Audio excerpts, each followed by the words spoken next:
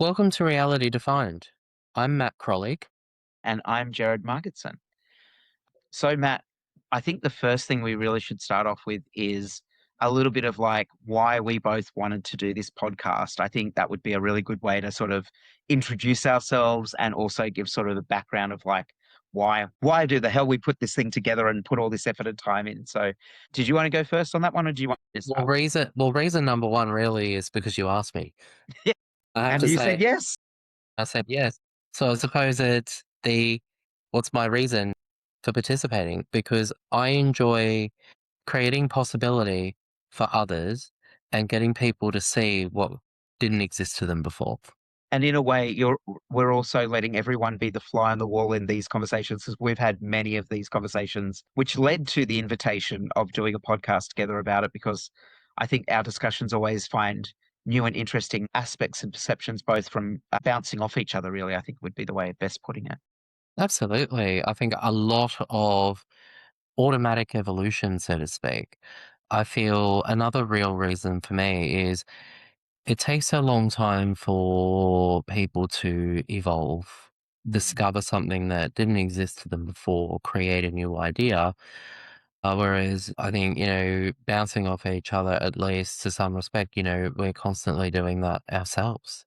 We don't, we're not reading a whole self-help book and then go, maybe I should go and do these things now. And Yeah. then sinking back into what happened before we read the book, because let's face it, most people forget what they read. Yeah. Well, for me, this journey actually started quite a number of years ago, where I really wanted to talk, like, I had this real great idea of creating a podcast, talking to coaches and sort of defining what coaching is, which we'll come back to that later. But I really like the idea of like people who are looking for a coach sometimes get stuck with this is the only way a coach is. One of my favorites that I always like, I always make this like a little bit of a joke, but there are some really great coaches out there that are, have a very spiritual background, and some that have a religious background. And often some people have been in situations where it's like they really want to get coaching, and then all of a sudden the coach says, well, when you understand this aspect of yourself, like in John chapter 9, verse 5 or something like that. And then they're like, oh, okay, so this is, Catholic Mm, coaching. And there's nothing wrong with that if that's something you signed up for. But if you weren't expecting it, it can be quite jarring. And I mm, think some people get stuck with what they think coaching is based on the experiences they've had, or worse, they relate it to like counseling, or they relate it to like psychology, which has nothing, they're not related directly at mm, all. There can be crossover, but usually there's not really a direct connection between the two at all. mm. Yeah. True. And you're an abundance coach. So I think that kind of makes it quite clear, right? It's like, I'm coaching you on this one thing. Mhm. Although, Well, in it's saying it's that, fun. abundance is a pretty broad topic. Well, I style myself as a life, abundance, and relationship coach right now. So that's a newer addition to what I've been doing. Whereas before I was just saying life and abundance coach. So that was a bit of difference. That's just changed.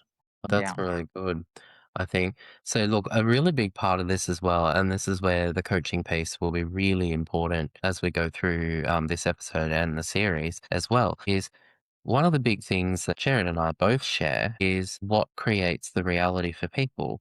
Mindset, Mm, right? Mindset is the core of where you draw everything from that then interprets what's in the world. mm. If that made no sense, Jared, please say. No, that's totally fine. I think it's Yeah. so related to the name of the show, which is Reality Mhm. Defined, Yep. because it's really changing the way you see things by defining what is there rather than what we've assumed, think is our personal beliefs. Mm, So yeah, it is something where mindset has a very big impact. And when we get into it, I'd say one of the things that I really want to sort of delve into through interviewing people that we're going to be talking to, some other coaches. I think one thing that I've been looking at is what is a coach, and there are some non-traditional coaches out there that are like I would say I would define a doctor not as a coach, because they get you to produce a result that you produce, but they don't actually change anything in the mindset. There might be some really good doctors out there that do, but they don't need to get you to change the way you think in order for them to operate or to prescribe a medication. Whereas I've met a nutritionist, and she changed my mindset as well as my diet. And I Yeah. think that is somewhere where I would say that person was more of a coach as well as their traditional role with being a nutritionist. And there's possibly quite a lot of variation out there in non-traditional coaching roles that have that element, depending on the person, I guess, that does that. I was talking to, as I've told you before, a friend of mine. I was talking to them about what is a coach, and she talked about like a football coach. There are coaches who use tactics and strategies and scaring their players into doing what they say, versus another coach that she referred to where she said, I was in the space and watched the players, and he was getting the best out of them because from training to on the night, on the in the stadium, they're doing their best and they're working as a team because he's encouraged that, he's created that mindset that allows them to work together in that particular way and brings out the best in each of them. That's a coach. That's not just a sports coach or a football coach. That's someone who's coaching his team into a new mindset. And I think that's something that we'll be playing around with as a concept soon as well. Yes, and I think also the difference between tactics, right? Like fear obviously can produce certain results, right? It's not Mm. optimal. But fear was designed for one simple thing. You're out hunting, you see a bear in the woods and you go, and then you run, or no, actually, if I remember my high school class as well, it's actually drop to the ground and, pretend you're dead. But There's actually regardless, four now it's since then. I think. well, Yeah. there you go. But it's meant to be. It was designed as a specific function to help survive, Yeah. right? If Fight, you, flight, or flop is one of the new ones, I think. And I think there's a fourth one, but I can't remember. yeah, I still only have two, but if you create or use fear as a means to an outcome, people will start fearing making mistakes. Hmm. And that's what the obsession and the reality now becomes. And you end up making more of them because you're now blind to all these things over here that would actually have you not make the mistake to begin with. Or can't be honest about this mistake made. I'm now making a bigger one. And I think, And that's, I think, very common in workplaces too. So I think the really big thing though, it's the mindset. You use fear, you have then everyone has the mindset of fear, and that can create some pretty awful things. And the one thing I've always been a big believer in is there are more good people than bad people in the world, I believe. I don't see that most people intend to do horrible things to others. But the one common denominator you'll find is when people do horrible things to others, fear is always playing in the background because they will do anything to get that feeling to stop. And and that's a mindset that creates reality. yeah, If you have a I think mindset of fear. I think one of the things to also notice around fear is it's part of our natural instincts, and it includes what we would refer to as survival as well. Mm.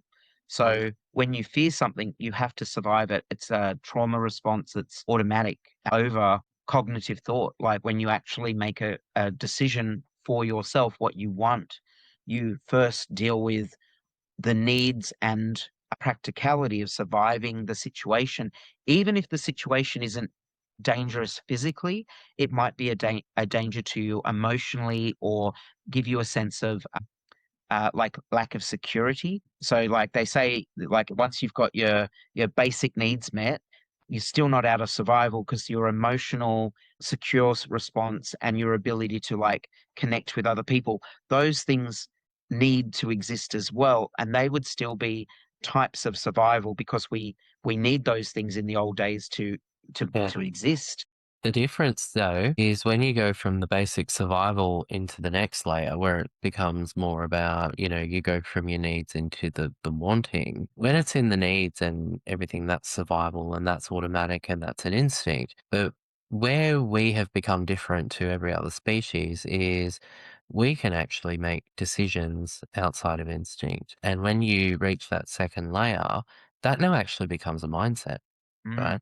Because some people fear spiders. Like, actually, no, maybe that's more instinct. No, I'm only kidding. Some people will start fearing things like, economic crisis and downturn and recessions and all that stuff. Whereas someone else might just simply start fearing other people because communication is dangerous, and that's usually based off something from the past. So, but the difference though is that's no longer necessarily an instinct. That's become a mindset, and that's a decision that's been made.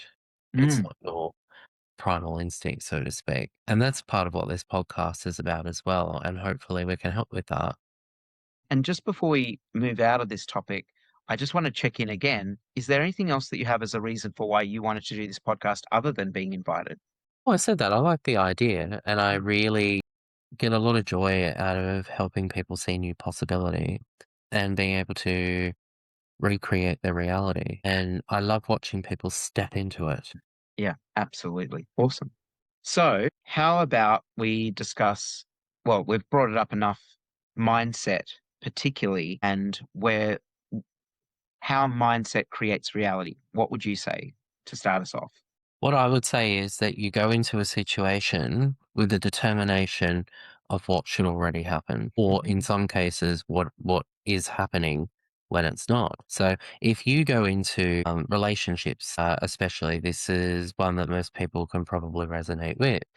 You go into a situation knowing that you're right about something.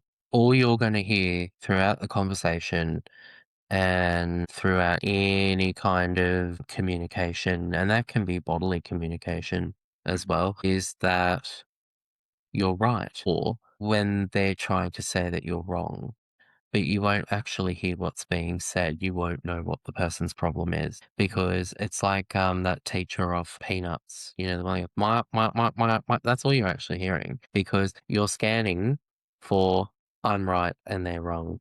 Yeah. And that can be a mindset. I think you picked on something that was really good for me as well. I feel like sometimes intentions can we can have intentions and more than one at the same time, and you can have an intention that thwarts your other intention or conflicts with it. So I had a client ages ago who wanted to be a millionaire, but the problem he had was when I asked him what he thought about millionaires, he said they were horrible people who kept all the money to themselves. And so there's this problem where I said, "Oh, okay. You don't want to be like that though, do you?" And he goes, "No."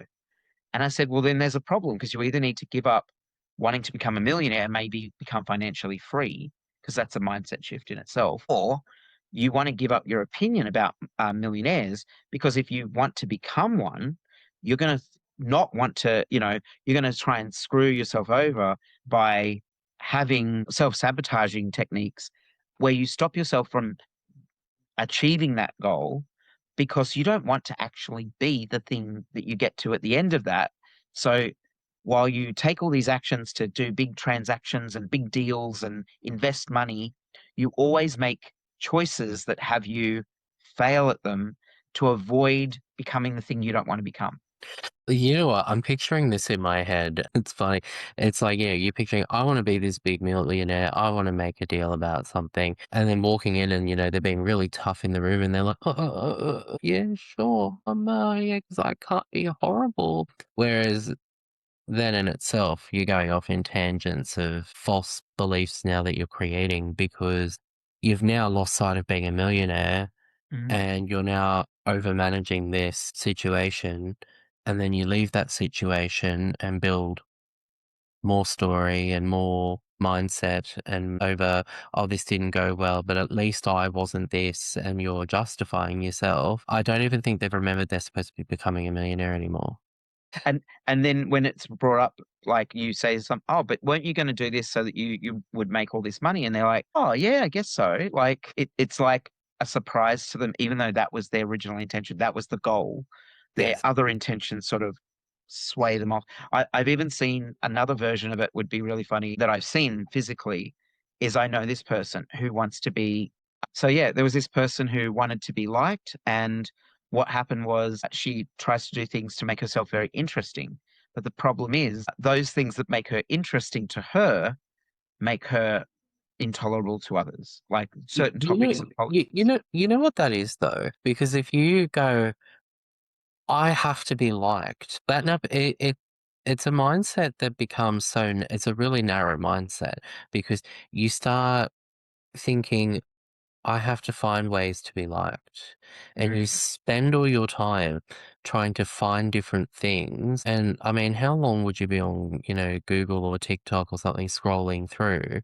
Go, oh, I have to be liked. And I don't even know how that works now anyway. Like, do you see someone do a funny dance on TikTok and then go, hello, everyone, when you're walking into a cafe to have coffee with your friends and you start doing that dance at the door? I mean, I know for me, if I was sitting in that group of people, that would be intolerable for me mm, because now it's more about, well, I don't have to focus on my friends and what they actually want, or, oh, it was such and such's birthday, but, oh, that doesn't matter because I was too busy over here trying to figure out how to be liked. And I've been here looking for examples. I forgot my friend's graduation party. Whoops, becomes intolerable.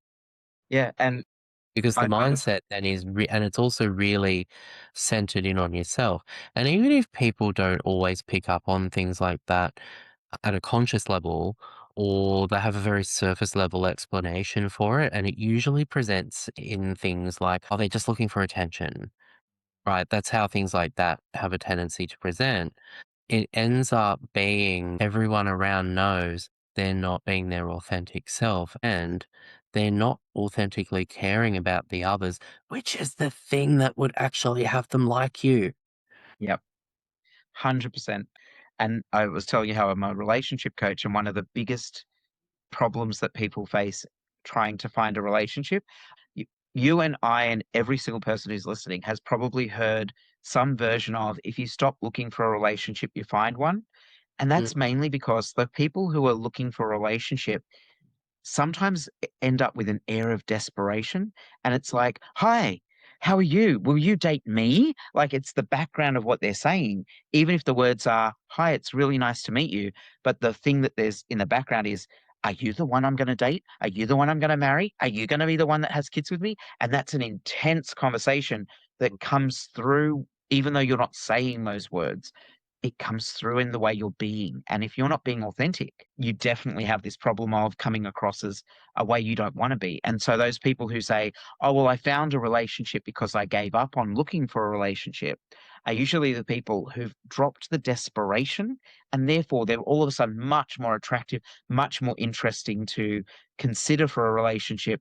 Then all of a sudden someone pops into their life when they've given up on it and they're like, oh, now see, it worked by not worrying about it. But they didn't realize, they actually gave up that desperation, that gave up that sort of, I'm making growling sound, and for those listening on the podcast, yeah. Yeah, Jared's a bear. We should all activate our primal instincts and, yeah, drop to the floor. Actually, don't drop to the floor in front of Jared. You'll regret it. Anyway, the other one that I find, like, you're right in terms of the desperation, one that I probably went through for a long time, I don't know, not so much. Resignation is probably Mm, one. I've probably been through both, many years ago when I came out of a long-term relationship and got divorced myself, I kind of walked into this brand new world. Like, people had OnlyFans. I was like, what the hell is that? Right? This is back in, like, 2019, right? And all of a sudden I'm like, oh my goodness, this is not the same as what it was, like, when I was 25. And at first I probably was a bit full on, if I have to be honest. The biggest part of that for me was because I didn't know what to do. And then I started to panic because I'm like, people would start talking and then they ghost or whatever. And I would be like, I'm so worried that these people are going to leave that I have to say everything now. mm, And I'm like, why? And when I finally got over myself and, a few other life problems that were running concurrently with that, what I started to find though is all those people actually made a lot of effort. They did. yep, They had their own, probably, I should say, their own insecurities, their own mindsets around dating, especially in a digital world that they were facing. At the time, I didn't see that. When I look retrospectively backwards, I'm like, those people actually went really above and beyond outside of what they were scared of. The other one, like, that is interesting is not always the desperation, it's the resignation as Yes. well. And this one has a tendency, because I went from one straight into the other, and I found that resignation tends to show up as, yeah, it's not resignation in the fact of I just give up finding a relationship. It's resigning your own accountability to that process. And that has a tendency to show up in the people that go, hey, and it's like, can't do a lot with this. Okay. How are you? And they go, good. And you, right? And Yeah. it's really hard to engage them. It's something to remember. And this is where, what I look back on those things now, that person actually reached out first, right? That tells me that they're interested. But if you've got the mindset of this is how they all talk, they're not really that interested. They are, because they looked at your profile, they chose you or me or whoever and actually said hello, Yeah. right? And- It's a skill But that when some it people comes, don't have. well, when it comes down to authenticity, right? That's what people pick up on. If you're authentic about something, it makes you more attractive. It makes you more exciting. It can also make you, for people that have a lot of avoidance and usually existential avoidance. So, people that are not out of the closet, people where acting on a dating decision, especially in the gay world, actually could potentially mean losing something else. Those people may find the authenticity and the possibility a bit scarier. So that's something to consider too. Is someone you're talking to going through that? Is there the possibility scary? And it's funny because they'll still engage with it, because possibility is a wonderful thing and people love it, whether you're scared Mm. of it or not. Went on a tangent, but I thought that was a good It's a good insight. to discuss, yeah. There's actually a little bit of brain science that people can look up if they want to. It's around called the amygdala, and it's while we've got the big part of the brain, there's this little part that connects the brain to the stem of and the spine, and it actually makes decisions for us. And it's the thing that, when you burn your hand, it's the thing that takes your hand away before you even know that your hand is burnt. Or when you I'm very good at this. When I see that I'm about to hurt myself, I'll go ouch and do that before and I never even actually hurt myself. It's the thought, don't touch, and the ouch comes out automatically because I thought I was going to get hurt. And that's the difference between the whole brain and the amygdala, because it's what's called an amygdala hijack, where it jumps in and saves the day from perceived as well as real threats. It's totally useful when you're trying to cross the street and you're about to get hit by a car and you jump out of the way, but it also works just as much for public speaking, where you're like, I feel like I'm going to die, and the body like hitting the adrenaline and thinking, I want to get out of here, I want to get out of here. That's also the amygdala. That's sending out all the things that you need in your body ready for the danger that's coming forward, even if the danger is, I just don't want these people to think I'm an idiot. You can hijack it back. Well, yeah, like you can stop it by You, catching, you, you've not got five, hijack it, but you you, can catch. You've got 5 to 6 seconds. And I've actually found this. I've been in a situation where it starts going and I'm like, oh, so instead of I'm gonna run down this road and have a panic attack and tear myself to shreds, I'll go, I'm really excited. And then I think of something really happy and then I actually get really excited, because sometimes excitement and panic are only one chromosome away from each other. I love using this analogy to say exactly what you're saying, which is two people get on a roller coaster, right? And they have very similar experiences. Sweaty hands, they're holding onto the bar, they're screaming, their heart's going, like they're having the full experience that you have on a roller coaster of the up when you're going up and down, right? And then one gets off and says, that was scary. I don't want to do that again. And they don't get on another ride. The other person gets off and says, from the exact same body sensations, the experience was exactly the same. They say, I was excited. That was exciting. That was fun. And then they're getting on that ride again and again and again. They're going on different rides and they're experiencing all these things.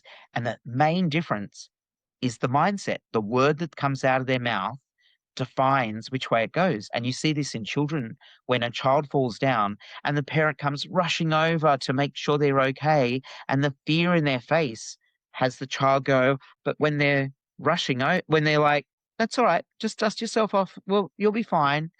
The child sees this sort of not dismissiveness, but like acknowledging what happened and letting it go as not important. They're not as worried about it. Like if they've not hurt themselves, sometimes they just get up and go, "Oh, okay, I'm okay. Like, Mum's not upset, so I'm not upset." You know? Yeah, and it's like you can symbolize that with like the entry door or gate to the ride. It's like Mm, two people walk out, one goes left, one goes right, one goes, I've this was the first time I've ever done this, and I've decided that was the most wonderful thing I've ever experienced in my life. Right? mhm, I'll give you an example of me now. I am incredibly scared of heights. yeah. Um, like I can get on a plane that I can do for some reason, probably because it's enclosed. Do you know what I think triggered it?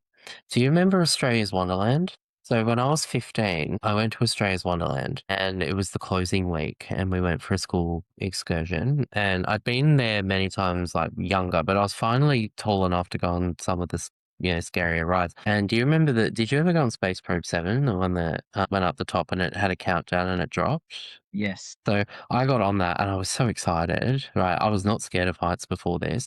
Got to the top of the ride and it had a Windows error message as the screen. It didn't Oh, have the countdown. So I get to the top and I was perfectly fine. And I saw, this program is not responding. And that was when my brain went, you are now scared of heights. I got to the top.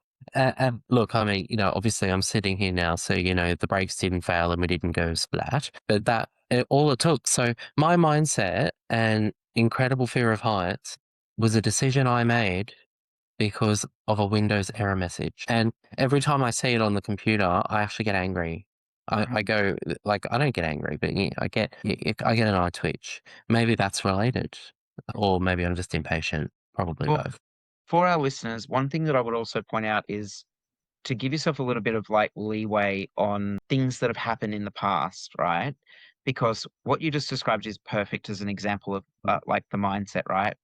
But one thing that is really powerful is recognizing that mindset in the present is the only thing you have control over. And therefore, it's not what happened or the experience that happened to you or even your reaction at the time. Mm, It's what you do with now around that. So if you went up and did a thing where you were up in a tall tower or something like the Sydney Eye, as an example, where you've got amazing views, but it's really high up, the way that you then tell your mind how you're going to be about it actually changes how you react. mm, And even noticing having a reaction and being able to let it go is in itself shifting the mind away from something. I've had experience of like sitting on a bus and it was busy. It was the trains were being replaced by buses, and there was this loud conversation going on between this lady and two teenagers. And I just want to get to where I'm going, and I just don't want to hear this conversation. But I'm further back in the bus enough that I can hear every single word. And there's this moment where I'm like, my natural state is to be annoyed by that sort of thing. It's natural for me to be annoyed from past experience, obviously. But in that moment, I'm noticing that I'm having this reaction. I'm noticing how it's affecting my travel.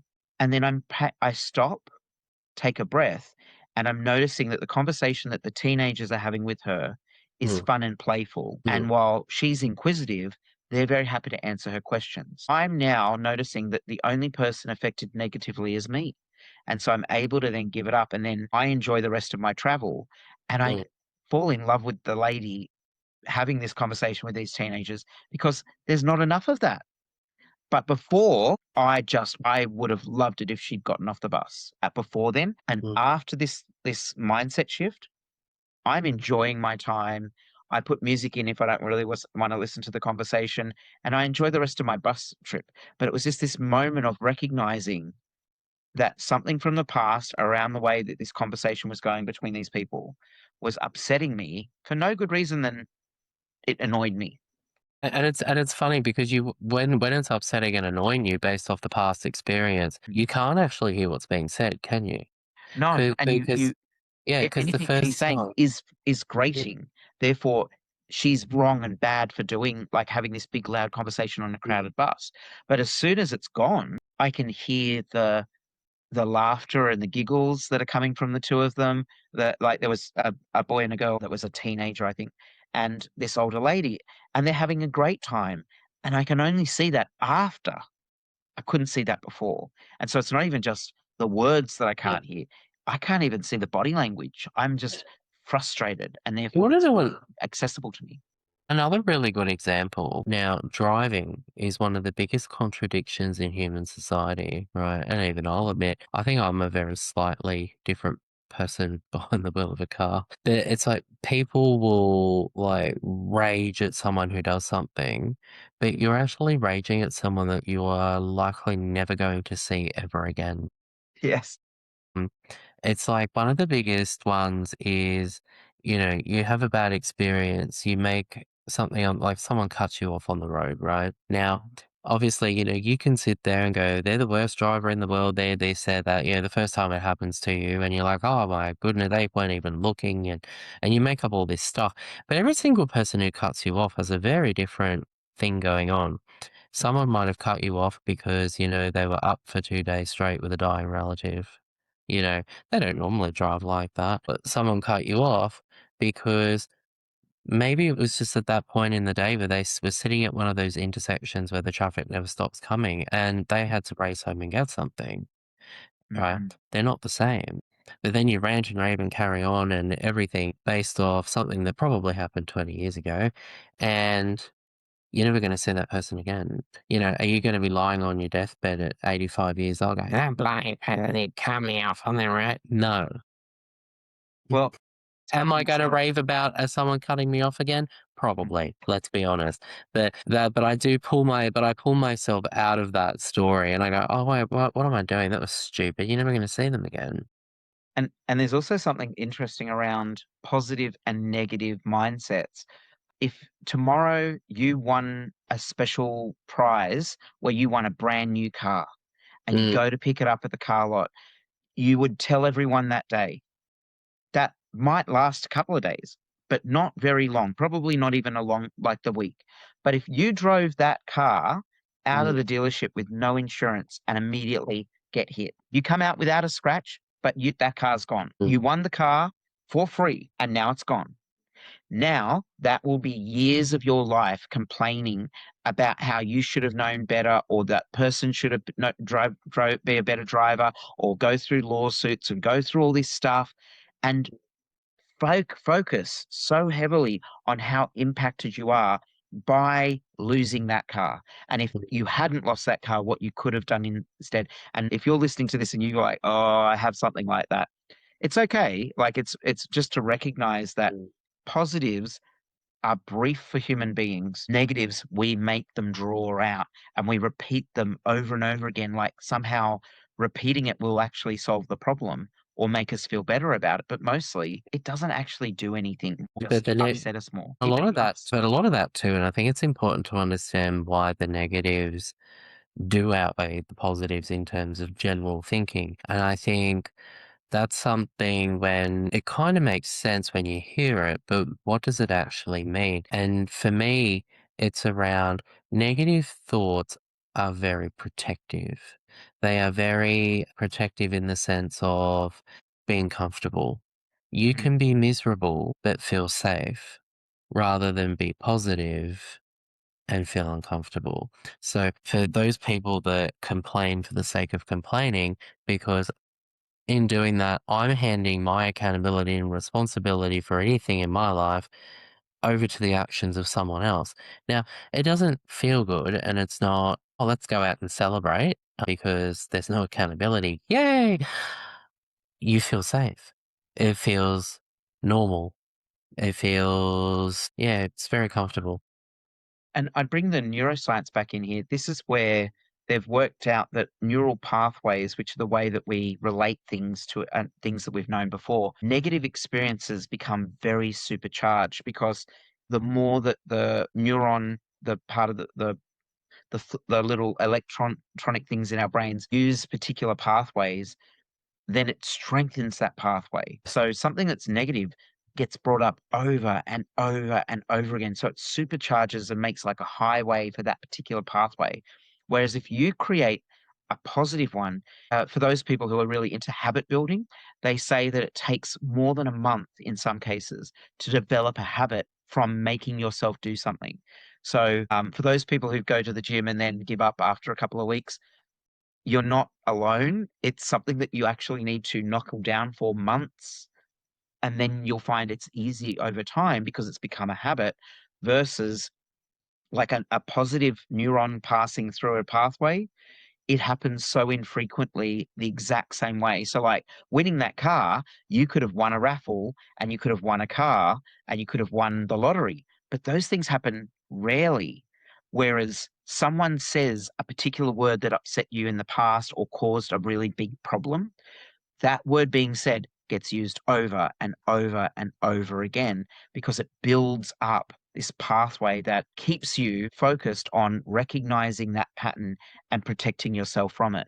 So, Yes. whereas you don't need to protect yourself from winning the lottery or winning a prize or feeling happy, you don't have to protect yourself from feeling happy, but you also don't plan ahead to be happy all the time. You plan to avoid disaster, you don't really plan to avoid being unhappy.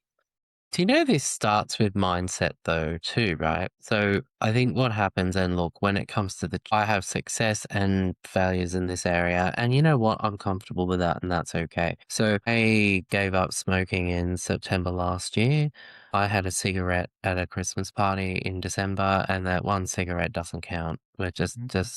we'll just erase that from existence, shall we? Anyway, so regardless, it's probably one of the longest I've ever stopped. Yes, I'm addicted to the Nicorette spray, but that's also okay. But every time I picked up a cigarette or kept smoking, I kept telling myself it's okay because there's like 10 more I didn't smoke today. Now, not that I'm an expert on using the treadmill, in fact, far from it. I know though that one of the biggest things is if you're having an issue rebuilding a new habit, what mindset gets in the way with all the other steps, right? So you've got the mindset of, oh, I just can't do this with the treadmill. That's not actually the mindset. It's something in the middle. So the one thing that I know when it comes to breaking a habit and outside of the treadmill, I have broken many others. And the biggest part is, but I'll tailor this to the treadmill lovers. If you want to break the habit, you've got to have the mindset of any amount of effort is okay. So it's like, I really can't do it today. You know, the neural pathways are not firing. You know, this program not responding needs to close, Control Alt Delete, right? Just get on the treadmill for 1 minute. Don't even turn it on. Just go, like, put your gym clothes on or, you know, whatever you use, you know, if you work out in your pajamas, that's okay too. You step onto the treadmill, as long as you do one or two little actions, you can then say, hey, I at least showed up today. Mm. One of the biggest things, and I do this religiously and I have for a very long time, I forget the guy who came up with the quote, but they said, always make your bed because at least if nothing else happens that day, you can say you at least did something by making your bed. I do that every morning. It was, I can't remember the name of the person, but it was an Mhm. American military person who Mhm. gave a graduation speech, and it was Yep. one of he had like five things, but his first one was Hmm. exactly what you just said.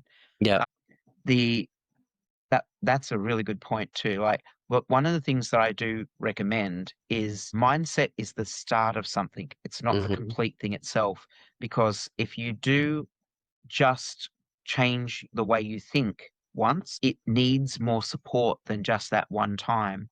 So Hmm. there's a couple of things that you can put in place. Putting things in place like things that help you build that habit, like you say, like you go and giving yourself a little bit of leeway when you're like, you look out in the morning and you're like, it's cold, it's raining, and I Hmm. don't feel like it. You want to try and get past that, but when you don't pick on yourself for it. It's like versus, Establishes the neural pathway that you don't yeah. want. And it's Yeah. easy, it is possible to change. By the way, for those people who've heard the neural pathway conversation went, well, it's just genetic and you're stuck with it. No, that's just, it shows that it's more natural to focus on a negative and maintain a negative mindset because the pathways in our brains are designed for it, but you can alter them. But the thing that helps is not only doing it for you, but getting your the world around you to help you do that. It might be things like you're not the only one that goes to the gym. Get a gym friend or a buddy or something like that, because supportive assistance on top of something if everyone knows that you're a coffee drinker and you're giving up coffee, if everybody knows that, including the baristas, they see you coming like, "I've got tea for you," and then you're like, "Oh yeah, I was going to get a latte, but no, I'm getting the tea now instead of the coffee." Like Yeah. it takes not just your strength and mindset shift. It takes making sure that it's not just you that knows about it. I also think if you're, what's the word? You're enlisting somebody to help you change your mindset, but they don't have the mindset, you're both Mm. just gonna run with each other's failures. And I can tell you this, you'll also get together and laugh about it. Like, there've been many times it's like, "Oh, should we go to the gym? Oh, should we go and do this walk somewhere? Oh, let's go shopping in a new place." It's like, "No, you just wanna sit here, Matt, don't you?" I'm like, "Yeah." And then I chime in and go, "I'm thinking about McDonald's right now." And then my friend goes, "Oh, McDonald's, what a wonderful idea." Yeah. And then I'm like, "Can't even be bothered going." So that you can actually de-enable each other quite badly. And so you've gone from, let's go for this lovely walk, for our health, to the point where we're not even getting in the car to go to McDonald's. We're on DoorDash Oh yeah. because and now we've made a game out of it, which has probably made the neural pathways collapse completely. Yeah. Is the electricity even flowing there anymore? I don't know. But that's my experience of it. It's more, you enlist somebody because you want to change their mindset. Or if you want them to change yours, you actually have to change theirs first. And it may be some people are actually good at changing the mindsets of others, Mm. but may struggle with their own. And that could be due to the people around them. They might be that gravity point where everyone circles around that person. I definitely know what that feels like sometimes, right? And when you've got everyone gravitating around you because you're the problem solver, you're the central location where everyone likes to visit or whatever it is, if you need the mindset change for once, don't beat yourself up too much, I find, in not being able to change your own mindset. See if you can change the mindsets of others to change yours. Well, that's a perfect segue My into the experience. concept. Yeah, Yeah. it's a perfect segue into the concept of this is why coaching. Like for those who've never done coaching before, this is why coaching. And one thing that I is my mantra. Even coaches need coaches. I have a coach that I go to for things, and sometimes I have different people for different types of coaching that I need. And I keep myself always developing and changing and looking at new ways to alter the way I'm thinking because it may be useful for me to do that just before a client needs it as well. And it has happened so many times where you go, I've just got this new thing for me. And then my client, or like I literally have watched a video on YouTube or TikTok or something where someone was sharing a very important lesson. And that is the thing that I needed literally in my next call with my client. That that was the thing that they needed to hear. And I even have just got it like literally in my past what were last watched video or something like that, that I can literally send it to them and say, "This is what they were saying. Listen to that, and let's see what you get out of it." Mhm. But that idea that mindset on its own is important. Uh, Working with someone that that doesn't judge, that allows you to sort of explore something or explores it with you and for you, and then gives you like a direction that helps you shift that mindset.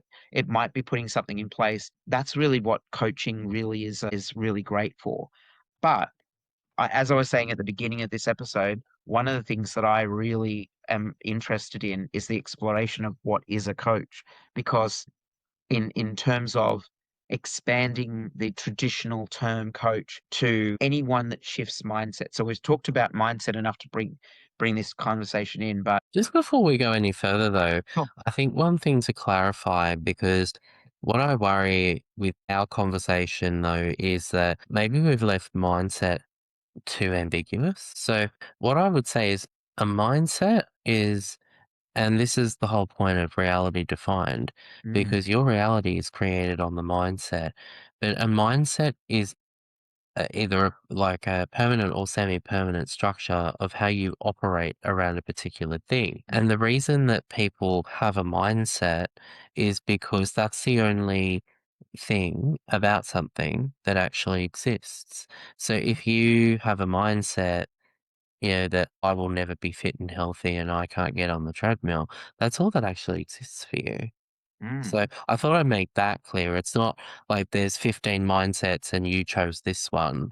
When you have a particular mindset that's rooted into your brain, that's actually all that exists to you mm. in regards to what that is. Yeah, keep going. Sorry, Jared. No, no, actually, that's good because I would even go so far as to say for people who are trying to get more of a tangible definition like that, it includes but isn't limited to your thoughts, your Oh, feelings, the yep. things that you say internally in your own mind, not necessarily to others, and to others, because it can sometimes be the limiting belief systems.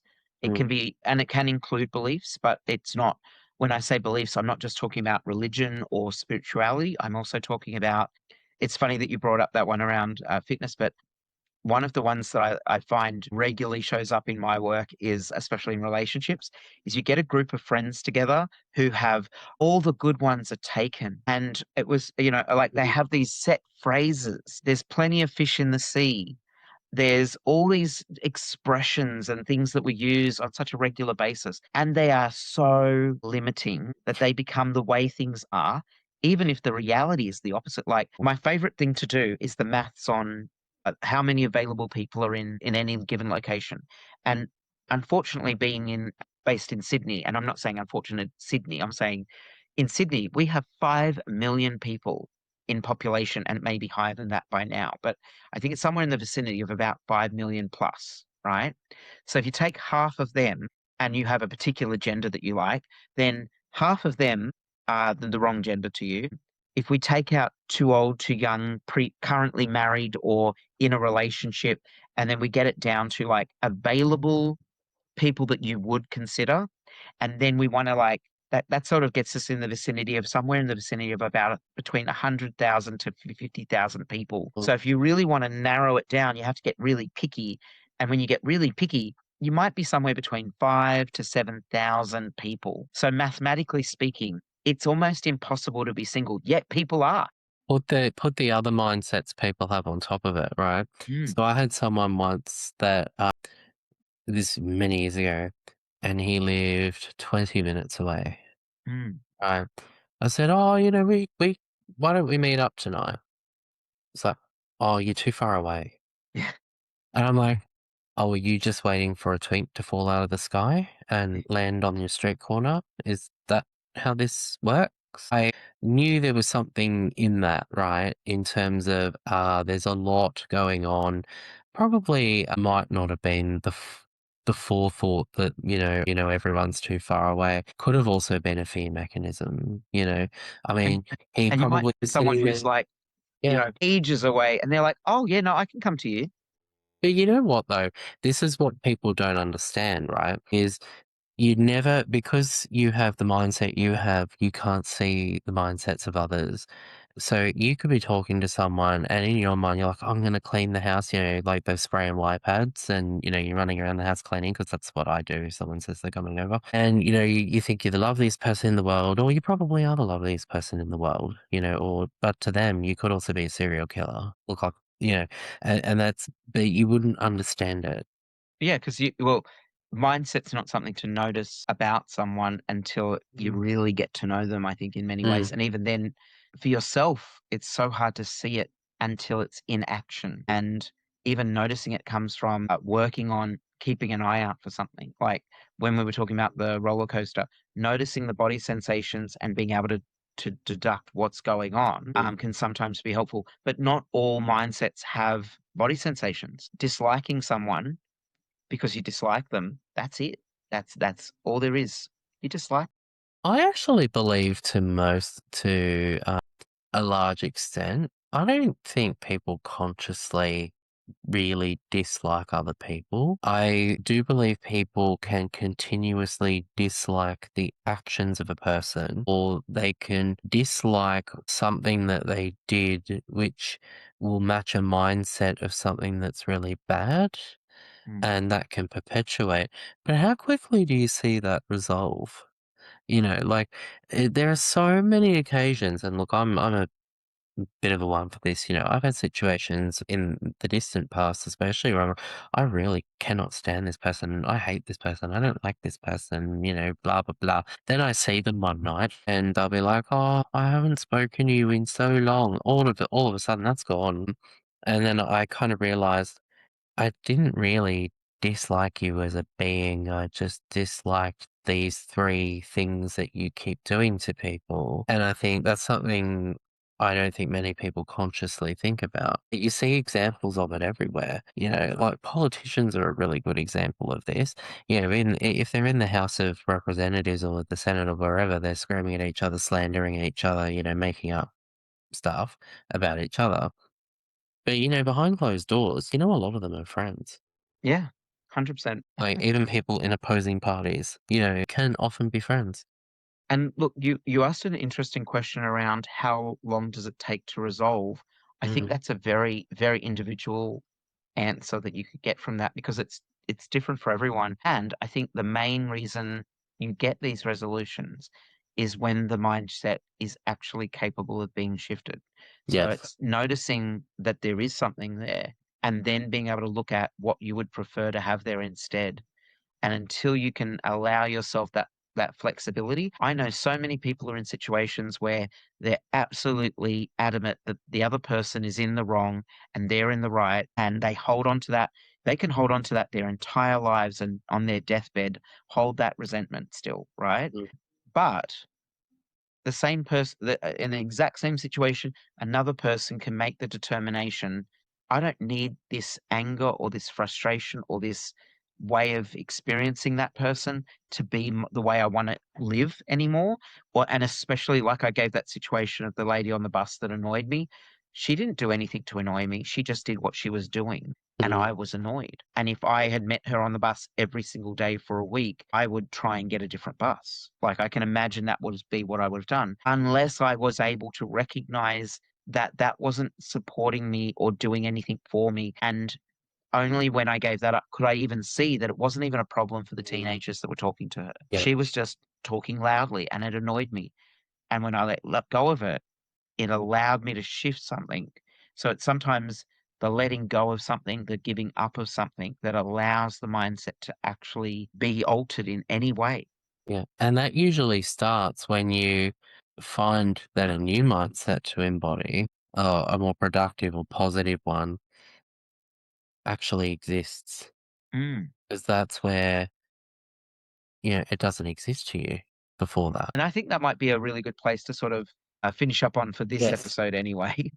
I really appreciate you doing this with me. I'm really excited the journey ahead of us. I've got a few Absolutely. people lined up for interviews that we're going to do in future episodes. And for those of you listening, I think I would say one of my goals out of doing this with you, Matt, is that some of our listeners who may have been on the path of either looking for a coach or have had coaches in the past or might be coaches themselves get to see the the vast world that exists and the variety. Some of the coaches that I've got lined up are very specific specialities. It's one of the things that's led me to being able to focus on what I'm doing now. Is there anything Well, you'd like to say before we go? think we'll set the tone and the example for what we want you guys to get. So, a really big part of that is we are very new to podcasting. We're Yes. very new to recording and, the etiquette, which is why I've been sitting here playing with my hair half the time because I have ADHD and I can't stop. But that is something I will learn while I hope you're learning something from us.